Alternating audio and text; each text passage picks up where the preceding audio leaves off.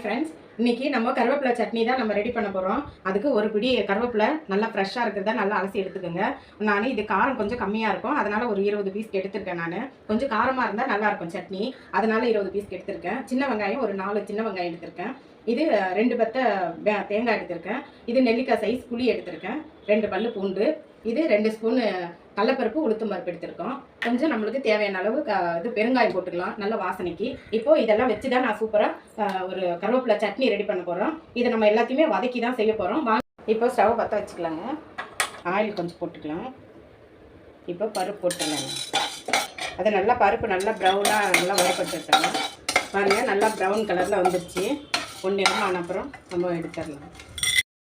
பாருங்கள், இப்போ நம்ம காஞ்ச மிளகா போட்டுடலாம். வெங்காயம் போட்டுடலாங்க. நம்ம ஃபஸ்ட்டே நம்ம கருவேப்பிலை போட்டோம்னா அந்த கொஞ்சம் அப்படியே ஒரு மாதிரி கருப்பாக ஆகிற மாதிரி ஆகிடும். அந்த கலர் போயிடும், அந்த க்ரீனாக இருக்கிறது. அதனால் லாஸ்ட்டாக நம்ம கருவேப்பிலை போட்டு வதக்கிடலாங்க.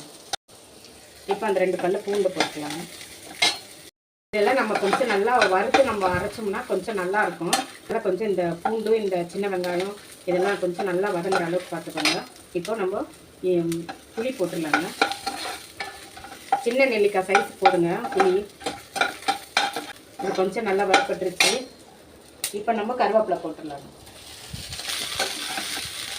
பாருங்கள், நல்லா கருவேப்பிலை நல்லா வதங்கிடுச்சு பாருங்கள். இப்போ நம்ம கட் பண்ணி வச்சு தேங்காவை போட்டுக்கலாம். பாருங்கள், தேங்காய் போட்டு ஒரு நிமிஷம் ஆயிடுச்சு. இப்போ நம்ம ஸ்டவ் ஆஃப் பண்ணிவிட்டு இதை ஆற வச்சுட்டு அப்புறம் நம்ம அரைக்க ஸ்டார்ட் பண்ணிடலாங்க. வச்சிடலாங்க. பாருங்கள், இப்போ நம்ம இந்த காஞ்ச மிளகாவும் இந்த தேங்காவும் போட்டு ஃபஸ்ட்டு அரைச்சி எடுத்துருவோங்க. தேவையான அளவு கொஞ்சம் உப்பு போட்டாங்க. எப்போவுமே தேங்காவும் இந்த காஞ்ச மிளகாவும் போட்டு ஃபஸ்ட்டு இது மாதிரி அரைச்சி எடுத்துட்டோம்னா தான் கொஞ்சம் குறகுறப்பாக. அப்புறமா நம்ம இந்த கருவேப்பிலை இதெல்லாம் போட்டோம்னாக்கா நல்லா மசிஞ்சிடும் தேங்காய். இல்லைன்னா தேங்காய் அரைக்காமல் ஒரு மாதிரி முட்டை முட்டையாக இருக்கும். எப்போவுமே எந்த சட்னி அரைச்சாலுமே பருப்பு போட்டு அரைக்கிற சட்னிக்கு இதை நல்லா அரைச்சதுக்கு அப்புறம் இந்த பருப்பு போட்டோம்னா நல்லா குறகுறப்பாக இருக்கும், சாப்பிட்றதுக்கு நல்லா டேஸ்ட்டாக இருக்குங்க. அதனால தான் லாஸ்ட்டில் பருப்பு போட்டுக்குங்க. பாருங்கள், இப்போ கடாய் காஞ்சிருச்சு. நம்ம ஆயில் போட்டுப்போம். ஆயில் காஞ்சிருச்சுங்க. இப்போ நம்ம கடுகு போட்டுடலாம். கடுகு பொரிஞ்ச உடனே நம்ம பெருங்காயம் போட்டுடலாங்க. சட்னியெல்லாம் செஞ்சோம்னா பெருங்காயம் அதுதான் ஹைலைட். இப்போ நம்ம தாளிப்பு போட்டுடலாங்க.